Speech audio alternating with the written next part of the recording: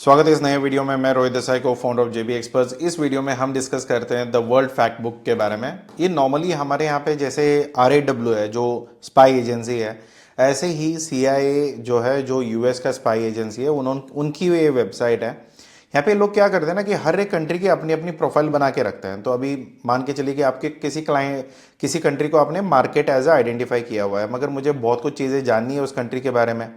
तो फिर मैं ये कैसे जान सकता हूँ? क्योंकि मुझे तो ट्रैवल तो कर नहीं पाऊंगा, क्योंकि ऐसे कॉस्ट होते हैं।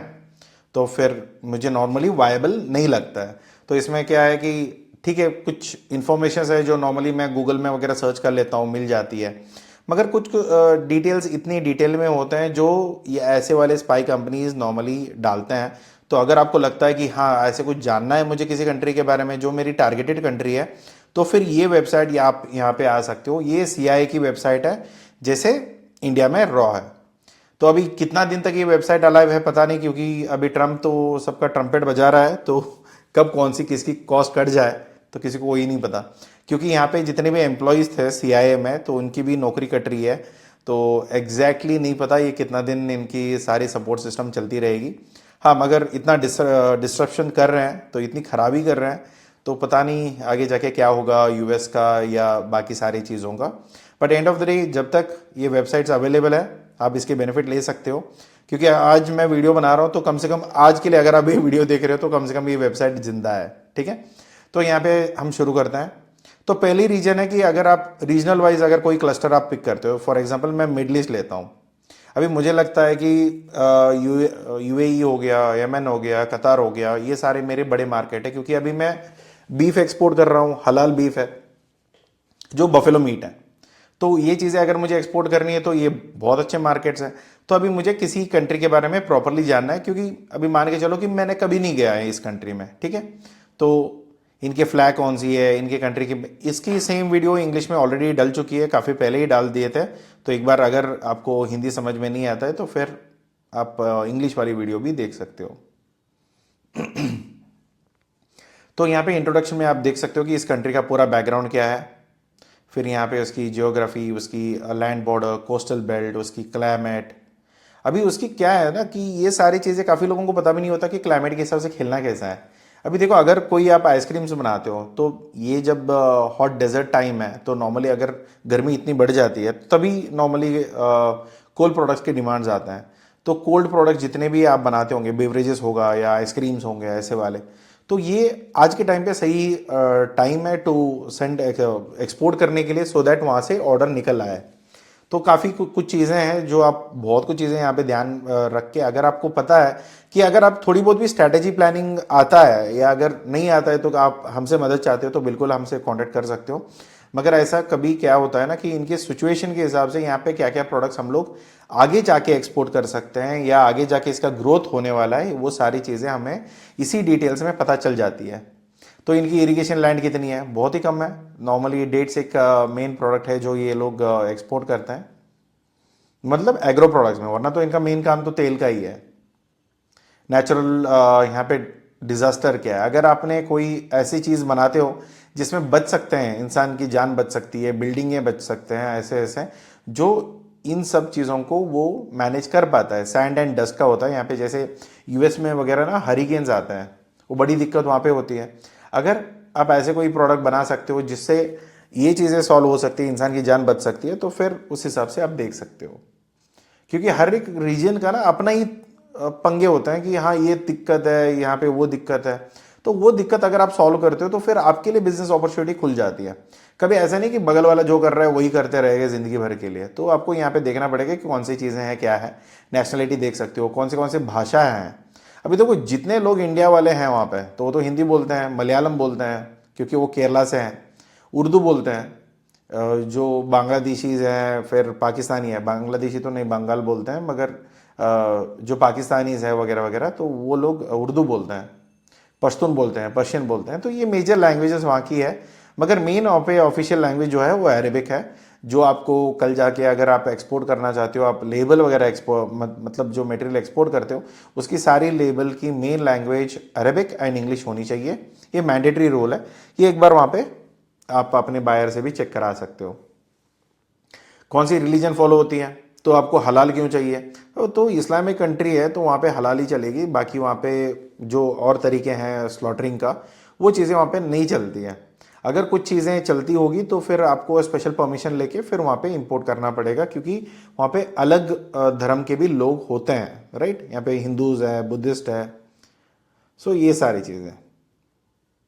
एज ग्रुप है, अभी देखो मैं बच्चों का कपड़ा बनाता हूँ तो मुझे ये इन्फॉर्मेशन तो बहुत ही इंपॉर्टेंट है कि भाई चलो अगर बच्चों का इतना वहाँ पे ग्रोथ है तो फिर मैं बच्चों के कपड़े बनाता हूँ, या मुझे टीनेजर्स के कपड़े हैं, या मेरे पास ऐसे कोई प्रोडक्ट्स है जो हेल्थ इंश्योरेंस से रिलेटेड है या हेल्थ के रिलेटेड प्रोडक्ट्स हैं, तो इतनी बड़ी पॉपुलेशन है तो फिर मैं उस हिसाब से टारगेट करता हूँ। देखो क्या होता है ना, आज के टाइम में इन्फॉर्मेशन तो हर जगह है, मगर उस इन्फॉर्मेशन के लेके आप आगे क्या करते हो इसके ऊपर बनता है आपका बिजनेस। अब ऐसा नहीं कि हाँ सर ये एज कैटेगरी है तो ठीक है, एज कैटेगरी से क्या फ़र्क पड़ने वाला है? एज कैटेगरी तब आपको फ़र्क पड़ेगा अगर आप इस एज कैटेगरी के लिए स्पेशली मेल या फीमेल, या उसमें भी एज ग्रुप, उसमें भी अगर आप ये सोचते हो कि हाँ वहाँ पे हेल्थ कंडीशंस क्या है, तो फिर उसके हिसाब से ये सारी चीज़ें मैटर करती हैं। कि काफ़ी बार क्या होता है कि लोगों को इन्फॉर्मेशन तो होता है, राइट? तो मगर उसका इन्फॉर्मेशन का करना क्या है, ये स्ट्रैटेजीज अगर नहीं बनाना आता है तो प्लीज़ प्रोफेशनल्स को कांटेक्ट करिए, हमें कांटेक्ट कर सकते हैं। हम आपके लिए मदद करेंगे कि आपके प्रोडक्ट क्या है, आपके इंटरेस्ट क्या है, कौन से मार्केट में आप काम कर सकते हो, क्या चीज़ें हैं, राइट? तो फिर यहाँ पे आती है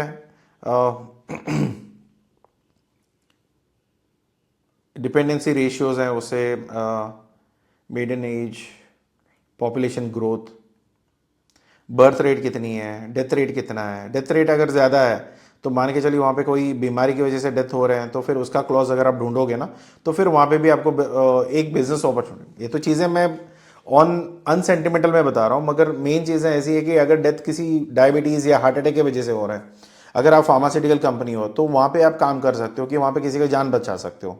that could be one of the thing. तो यहाँ पे अगर माइग्रेशन रेट है, पॉपुलेशन डेंसिटीज़ है, अर्बनाइजेशंस है, सेक्स रेशियोज़ हैं, तो कौन से कितने एज है कि मतलब कितने लोगों के सामने मेल एंड फीमेल की डिफरेंस है वो भी आपको पता चल जाएगा।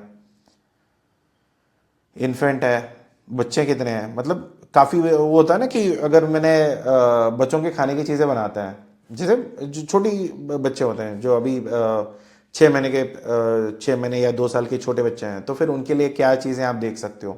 तो वो सारी चीज़ें हैं, उनकी डेथ रेट क्या है, वहाँ पे क्यों ऐसा हो रहा है, तो क्या वो न्यूट्रिशनल डिफ़ॉल्ट है या कुछ और चीज़ें आप कर सकते हो हेल्दी बनाने के लिए। तो ऐसा कोई प्रोडक्ट्स है तो फिर अप्रूवल लेके आप फिर मार्केट में उतर सकते हो। तो ड्रिंकिंग वाटर की क्या सोर्स है वहाँ पे, तो जो भी डेटाज है नॉर्मली अनअवेलेबल है, मगर वहाँ पे पानी का दिक्कत आती है तो उन्होंने काफ़ी कुछ इन्वेस्टमेंट कर रखी है। मगर फिर भी अगर आपको काम करना है तो काफ़ी और अपॉर्चुनिटीज़ भी वहाँ पे है, जो नॉर्मली बेवरेजेस और ड्रिंकिंग्स में जो कूल ड्रिंक्स होते हैं, नॉर्मली ड्रिंक्स होते हैं, जो एनर्जी ड्रिंक्स होते हैं, तो इसमें काफ़ी सारी चीज़ें हैं। एक दो केस स्टडी आया था कैफेन के बारे में, तो थोड़ा देख लेना कि वहाँ पे उस कंट्री में अभी रिस्ट्रिक्टेड चल रहा है या होने वाला है क्या है, क्योंकि काफ़ी टाइम के बाद रिस्ट्रिक्टेड लगने वाली है कैफेन के लिए, तो वो देख लीजिए। हॉस्पिटल बेड डेंसिटी देख लीजिए, डेंसिटी हॉस्पिटल के अगर आप बेड देखते हो तो अगर वहाँ पे कुछ आप कर सकते हो एज अ, क्या होता है ना, छोटी छोटी चीज़ें होती है, ऑपरेशन थिएटर हो गया, जनरल वार्ड्स में ना वो साइड के ड्रॉज होते हैं, बेड्स होते हैं, अगर आप मैन्युफैक्चर हो मतलब ये बेड्स वगैरह आप बना सकते हो तो फिर वो आप देख के फिर मार्केट में उतर सकते हो। क्योंकि क्या है ना, ये सारी चीज़ें मैं एग्जाम्पल के लिए बोल रहा हूँ, बहुत कुछ चीज़ें आप इस डेटा से कर सकते हो, मगर एंड ऑफ द डे क्या है ना कि आपको जो इन्फॉर्मेशन से यहाँ पे मिलता है इसके सामने आप क्या करना चाहते हो। अभी देखो स्कूल की है तो स्कूल स्टेशनरीज कितना कर सकते हो, कितनी वहाँ पे एजुकेशन होती है, क्या किस तरीके की बुक्स या किताबें हैं उनको ज़रूरत पड़ सकती है, तो ये सारी इन्वेंट्रीज आप देख सकते हो।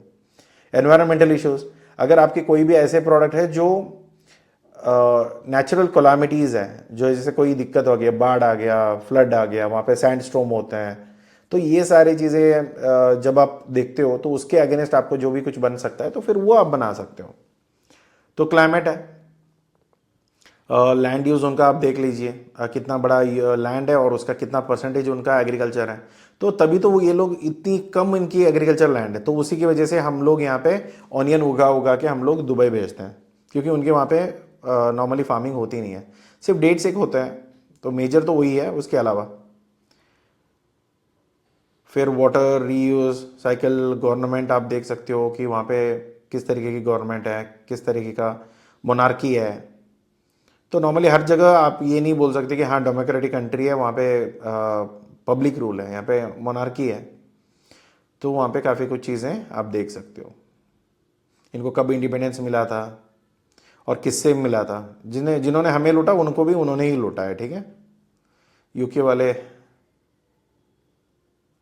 तो सिटीजनशिप कैसे रहेगी, सिटीजनशिप बाय बर्थ इनका है नहीं यहाँ पे।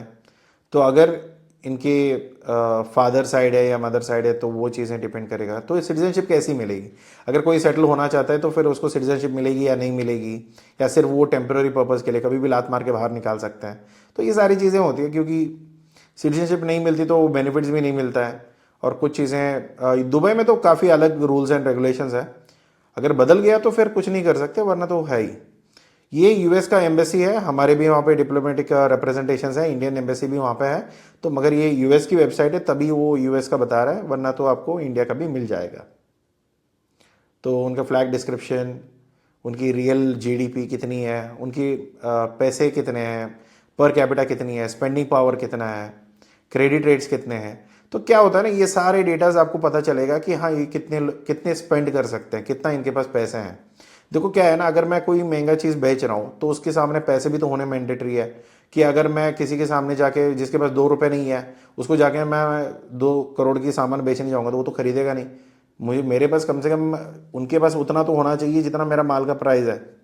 20-40 लाख का अगर प्राइस है, अभी देखो काफ़ी लोग यहाँ पे मलयालम बोल रहे हैं, हिंदी बोल रहे हैं, जो आपको डेटा में दिख रहा था। ये लोग ना सारे इंडिया से भागे हुए हैं, अभी इंडिया से गए हुए हैं और वहाँ पे जाके नौकरी कर रहे हैं या कुछ अपना कंपनी बना के वो फ्री जोन में काम करते हैं। अभी ईमानदारी है तो इंडिया में भी होता है या बाहर भी होता है, ऐसा नहीं कि जो भी बाहर गए हैं वो सारे चोर निकल गए। वहाँ पे अच्छे लोग भी हैं, मगर क्या है ना, एक पूरी लॉट में ना गंदी टमाटर भी निकल के आती है, राइट। तो ऐसे ही वहाँ पे गंदे लोग भी हैं जो हमारे ही लोग हैं, तो हमें ही लूटते हैं, हमारे पैसे खा के भाग जाता है। तो बहुत सारी दिक्कतें आती है, वो थोड़ा आपको देखना पड़ेगा दुबई में स्पेशली, क्योंकि हमारे लोग ही हमें लूटते हैं और थोड़े बहुत आपको संभाल के काम करना पड़ेगा। तो यहाँ पे इसमें जितने भी एग्रीकल्चर प्रोडक्ट्स हैं, यहाँ पे देखो इनका मेन प्रोडक्ट एग्रो में अगर मैं बोलूँ तो डेट्स ही इनका मेन प्रोडक्ट है। बाकी सारी चीज़ें, गोट मिल्क है, कैमल मिल्क है, टमाटोज है, एग्स है, गोट मीट है, मिल्क है, चिकन है, कैमल मीट है। तो ये सारी चीज़ें उनके पास नॉर्मली है, और वो भी ये डेटा है 2022 का। अभी ऐसा कोई फ्रेश डेटा नहीं है, अगर ये लोग अपलोड करते हैं तो नया डेटा आ जाना चाहिए, वरना तो नहीं मिलने वाली। अभी देखो, हमें हमारी बदनसीबी है कि इंडिया के कोई ऐसा वेबसाइट नहीं है। हम लोग हमारा 90% टाइम जो रहता है वो पाकिस्तान को ही निपटने के लिए रहता है। तो फिर हमारी रॉ एजेंसी ने कभी ऐसा डेटा खड़ा नहीं किया है, तो फिर हमारे लिए रिसोर्स अवेलेबल नहीं है। तो ठीक है, बस ये चीज़ें आप देख लीजिए। लेबर फोर्स वहाँ पे कितना है, अनएम्प्लॉयमेंट रेट कितनी है, वहाँ पे बेरोजगार कितने हैं। अगर वहाँ पे ये रेट देख के अगर वहाँ पे आप कोई सॉफ्टवेयर बना के आप मार्केटिंग करना चाहते हो, वहाँ पे सर्विस एक्सपोर्ट करना चाहते हो, जॉब हायरिंग सर्विसेज आप देना चाहते हो, तो आप कर सकते हो। देखो एक्सपोर्ट कभी, मैं ये नहीं बोलता कि सिर्फ प्रोडक्ट की एक्सपोर्ट होती है, सर्विस का भी एक्सपोर्ट होता है। आपको ये देखना है कि कौन सी चीज़ें आपको मैटर करेगी। वहाँ पे यूथ कितने हैं, फिर उसकी बजट्स, उसकी पब्लिक डेट, उसके कर्जे कितने हैं, वगैरह वगैरह। क्योंकि उनकी मेजर चीज़ें आती है एक्सपोर्ट में, उनकी बहुत अच्छी एक्सपोर्ट रहती है। इंडिया से तो बहुत कुछ एक्सपोर्ट करते भी हैं। तो काफ़ी हद तक इनकी कमोडिटीज़ होती है, क्रूड पेट्रोलियम ही है इनका मेन प्रोडक्ट, वही है। अगर वो ख़त्म हो गया फिर उसके बाद आजकल थोड़ी टूरिज्म में ज़्यादा वो पैसे डाल रहे हैं, जस्ट बिकॉज ये तेल ख़त्म होने वाली चीज़ है। एक बार ख़त्म हो गया तो फिर उनके पास कुछ नहीं रहेगा, तो फिर वो क्या करेंगे। तो उस चक्कर में वो लोग टूरिज्म वगैरह प्रमोट कर रहे हैं। फिर इंपोर्ट क्या बड़ी चीज़ें वो करती है, चाइना से इंपोर्ट करते हैं, इंडिया से 10% का इंपोर्ट करते हैं। और क्या चीज़ें इंपोर्ट करते हैं, गोल्ड करते हैं, पॉडकास्टिंग इक्विपमेंट्स इंपोर्ट करते हैं, रिफाइंड पेट्रोलियम यूज़ करते हैं, क्रूड ऑयल वो खुद बनाते हैं, रिफाइंड हमसे लेते हैं। फिर डायमंड्स आती है, कार्स आते हैं, ये सारी चीज़ें वो लोग इंपोर्ट करते हैं। अभी मेन प्रोडक्ट इंपोर्ट में है। एक्सपोर्ट क्या करते हैं, अगर आपको कुछ चीज़ें मंगवानी है तो यहाँ पे 99 चीज़ें क्या है ना, पेट्रोलियम, रिफाइंड पेट्रोलियम या नेचुरल गैस, ये सारी चीज़ें इंडिया में इंपोर्ट नहीं हो सकता है पब्लिक पोर्टल पे। ये जो भी होगा स्टेट एंटरप्राइजेस करते हैं ये। अगर आप मान के चलो, अगर मैं बोलूँ तेल इंपोर्ट करना है तो इंडियन ऑयल करेगा, हम नहीं कर सकते हैं, क्योंकि ये स्टेट प्रॉपर्टी के अंदर आता है। पेट्रोलियम सारे स्टेट एंटरप्राइजेस करते हैं, हम आप मैं नहीं कर सकते हो, ठीक है। दूसरी चीज़ें यहाँ पे क्या रिजर्व है, कितनी क्या कॉस्टिंग्स हैं, एनर्जी इनके कितने हैं। अगर आपको एनर्जी में इनको हेल्प करना है तो एनर्जी का इनके पास क्या रिसोर्सेज है, इसके सामने आप क्या लेके ऑफर कर सकते हो, ये चीज़ें भी बात कर सकते हो। क्योंकि उनके पेट्रोलियम है तो वो काफ़ी कुछ चीज़ें जनरेटर में ही निकल जाता है। तो फिर इनके कम्युनिकेशन टूल्स कौन से हैं, अगर आपके पास कोई उसके तरीके के कोई चीज़ें हैं तो फिर ऑब्वियसली वो चीज़ें वहाँ पे लेके जा सकते हो। कितने एयरपोर्ट उनके यहाँ पे हैं, सो दैट आपकी कितनी चीज़ें आप वहाँ पे हेल्प कर सकते हो कि प्रोडक्ट्स लैंड करने के लिए कौन सी जगह पे आप अपनी शिपमेंट भेज सकते हो। फिर उनके पास पोर्ट्स हैं, कितने पोर्ट हैं, कितनी बड़ी पोर्ट है, कितनी मीडियम में है, कितनी छोटे वाले हैं, काफ़ी छोटे कितने हैं, टोटल ऑयल टर्मिनल्स के पोर्ट्स कितने हैं। क्योंकि ऑयल एक ही मेन प्रोडक्ट है तो फिर उन्होंने 17 पोर्ट सिर्फ ऑयल के लिए बना रखा है। बाकी चीज़ों के लिए उनके पास एक ही बड़ी पोर्ट होगी, राइट। जबल अल जो पोर्ट है तो ये मेन पोर्ट होता है। फिर बाकी सारी चीज़ें डिपेंड करेगी। हमारे लिए तो जबल अल एक ही मेन पोर्ट है जो नॉर्मली हमारी कमोडिटीज़ के लिए होता है। बाकी यहाँ पे मिलिट्री एंड सिक्योरिटीज़ जो भी हम लोग करते हैं, बाहर से हम लोग मटेरियल लेते हैं, तो ऐसे भी ये लोग भी कर रहे हैं। आजकल हम लोग थोड़ा कुछ बनाना सीख गए हैं, मगर एमिशन वेपन्स वगैरह सब आज भी हम लोग बाहर से ही लेते हैं, हमारा खुद का बनाना थोड़ा कम है। तो स्पेस प्रोग्राम इनकी क्या है, इनकी एजेंसी का नाम क्या है, जैसा यहाँ पे इंडिया में इसरो है तो इनका यहाँ पे क्या है। तो ये सारी चीज़ें आपको एक स्नैपशॉट में पूरी कंट्री का पूरा हिस्ट्री यहाँ पे पता चल जाता है। अगर यहाँ पे सेपरेट कैटेगरी भी उन्होंने बना रखी है, तो अगर आपको चाहिए इकोनॉमी के बारे में जानने के लिए तो इकोनॉमी यहाँ पे जान सकते हो। फिर ऐसे ही आपको सिर्फ एक क्लस्टर का नहीं है, आपको कितने भी कंट्रीज़ को आपको देखना है ना, तो वो सारे कंट्रीज़ की डेटा यहाँ पे ABCD के हिसाब से आपको सारे कंट्रीज़ यहाँ पे मिल जाएंगे। अगर आप इंडिया देखोगे तो इंडिया के बारे में CIA ने क्या बना रखा है, तो इकोनॉमी यहाँ पे क्लिक कर दो तो यहाँ पे आपको रियल GDP भी पता चल जाएगा, जो परचेजिंग पावर है, तो खरीदने के औकात जो हम बोलते हैं ना, तो वो है। ये पूरी इंडिया का नहीं होता, पॉपुलेशन के हिसाब से हमारी क्या बोलते हैं डिवाइड कर देते हैं। मगर जो मेट्रो सिटी की इनकम है वो टायर 2 में नहीं है, जो टायर 2 में है वो टायर 3 में नहीं है, टायर 3 में जो है वो गाँव में नहीं है। तो फिर ये सारी चीज़ें फ़र्क पड़ती है। कभी देखो क्या होता है ना, लोगों को ना मेट्रो सिटी देख के ना वो लोग पूरा इंडिया का पॉपुलेशन इतना इनकम करता है करके सोचते हैं, ऐसा कभी होता नहीं है। ये सारी चीज़ें आप हर एक कंट्री के बने, हमारे देखो 16% हमारा एग्रीकल्चर लैंड है, जहाँ पे बाकी लोगों का अगर आप देखोगे तो 4% 2% पॉइंट में आ जाता है, क्योंकि उनके पास एग्रीकल्चर लैंड है ही नहीं, इतना पानी का रिसोर्स भी नहीं है। तो हमारे यहाँ पे एग्रीकल्चर लैंड है और इतनी बड़ी हमारी प्रोपोर्शन है, पूरी भारत की जितनी लैंड एरिया है उसके सामने 16% हमारे एग्रीकल्चर है। तो हम बहुत कुछ चीज़ें बना सकते हैं, बस वही है कि आप कितना दिमाग दौड़ाते हो। शुगर केन है, राइस है, मिल्क है, वीट है, बाइसन मिल्क है, पोटैटोज़ है, वेजिटेबल्स है, बनानाज है, मेज़ है, ऑनियन है। तो ये सारी चीज़ें 2022 का डेटा है, तो अभी देखते हैं अगर नया डेटा आता है तो।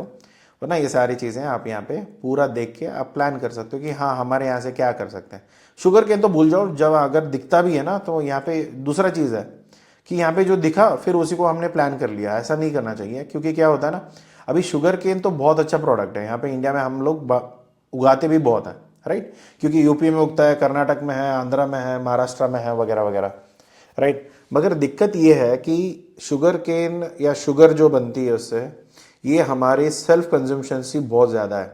चीनी के बिना हमारा कोई काम नहीं है, तो इतना डायबिटिक कैपिटल ऐसे थोड़ी ना है, हम चीनी खा खा के ये डायबिटिक कैपिटल बने हुए हैं। तो इसमें क्या होता है कि अगर शुगर आपको में डील करना है तो प्लीज़ इतना ध्यान में रखो कि शुगर जो होता है तो ये चीज़ें आप एक्सपोर्ट नहीं कर सकते हो, रिस्ट्रिक्टेड कैटेगरी में आती है। इसके लिए खोटा होता है, अगर उसी खोटा अगर मिल वालों के पास है तो उतना ही प्रोडक्ट आप एक्सपोर्ट कर सकते हो, उससे ज़्यादा कुछ नहीं आप कर सकते हो। क्योंकि अगर ज़्यादा एक्सपोर्ट हो गया तो दिक्कत ये हो जाएगी कि मार्केट में शॉर्टेज पड़ जाएगा, प्राइस बढ़ना शुरू हो जाती है, क्योंकि सप्लाई डिमांड मैच करना होता है। अगर दूसरा है कि इंपोर्ट भी नहीं कर सकते, क्योंकि ब्राज़ील में तो बहुत अच्छी शुगर मिलती है। अभी दिक्कत ये है कि अगर इंपोर्ट करेंगे तो किसानों का यहाँ पे प्राइस कम हो जाएगा, मिलों का प्राइस कम हो जाएगा। शुगर इतना बाहर से अगर ज़्यादा आ गया तो डोमेस्टिक में प्राइसेस कम हो जाती है, तो फिर ऑटोमेटिकली उसकी भी दिक्कत है। तो क्या होता है ना, गवर्नमेंट चाहता है कि जो चीज़ें बाहर जा रहा है एक लिमिट में जाए, जो चीज़ें अंदर आ रही है वो लिमिट में आए, सो दैट यहाँ पे जो सिटीजन्स हैं हमारे जैसे आम लोग हैं तो एक हद तक वो पैसे दे उस चीज़ के। अभी कितना भी हम लोग शुगर का खरीदते हैं, काफ़ी बार ये होता है कि 2 रुपये में भी मिलता था। 2 रुपये में इसलिए मिलता था क्योंकि उस टाइम पे एक्सेस सप्लाई हो गया था, हम लोग बाहर से भी इंपोर्ट करते थे। तो ये चीज़ें आपको देखना पड़ेगा कि हाँ ओवर सप्लाई भी ना हो, ओवर डिमांड भी ना हो। सडन प्राइजेस 2 रुपये में आ गया एकदम 80-90 रुपए में भाग गया। ये दोनों चीज़ें नहीं होनी चाहिए, ये गवर्नमेंट का काम होता है, क्योंकि यहाँ पे तो पैस के चक्कर में ना गवर्नमेंट पलट देते हैं यहाँ पे लोग, तो वो हिसाब है।